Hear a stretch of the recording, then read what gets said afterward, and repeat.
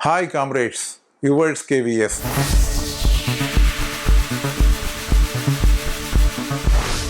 This is an important topic about the no objection certificate is required for the GDS for applying passport and going abroad. So far, there is no specific orders issued by the Department of Post in respect of GDS about obtaining the passport as well as visiting abroad. A very serious order issued by the Department of Post on 14/5/2024. We should be read thoroughly. I am once again repeating the contents are very serious. That's why I am saying. In fact, what that order says, to apply the passport for the GDS, there is no need for any requirement of no objection certificate or other, since it is the fundamental right of the citizens. It is not required to obtain any NOC for applying for the passport. One area is very clear, no need for applying any NOC. The second part is about the visiting abroad. Whether prior permission is required. For visiting abroad, prior permission is required. Who is the competent authority for granting permission to the GDS for visiting abroad?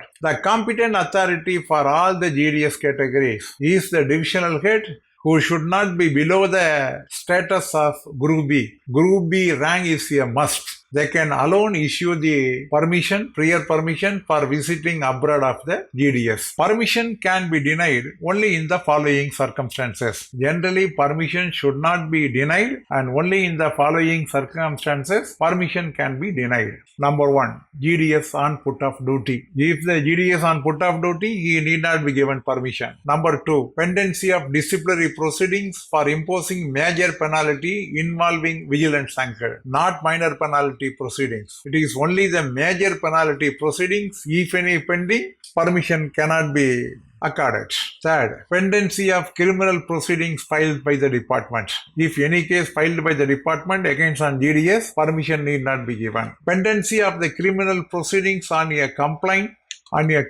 filed by the private party, the permission may be granted after consulting the concerned authorities. Within 21 days, it will be granted or denied. Either it should be granted or it will be denied. If not, it will be presumed that there is no objection and NOC has been granted.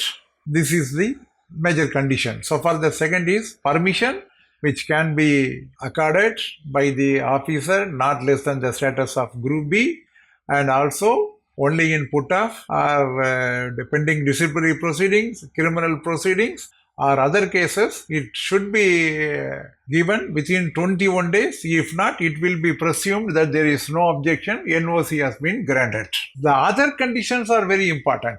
These are all the other conditions. What are all the other conditions? No leave for going abroad should exceed the period of 90 days. One GDS should not go while on duty for the period of more than 90 days. After the grant of no objection certificate, if any case is initiated, the leave granted can be cancelled. The other serious conditions are if GDS goes abroad without seeking the NOC, or in case of failure to resume duty on completion of 19 days, his lien to the post he was holding will be terminated. GDS would be liable for a disciplinary action for removal or dismissal. He will not be entitled to payment of any ex gratia amount. The post will be treated as vacant and filled up accordingly. These are all the very serious conditions. Without any permission, if a GDS is going abroad, it is a very serious offense. And similarly, after granting leave, he should return within 90 days. If he is not returning within 90 days, he will be terminated. His post will be terminated. And he will be liable for disciplinary action for the action of removal or dismissal. He will not be entitled to the payment of any ex gratia payment. He will be terminated from the services. This is a very serious condition.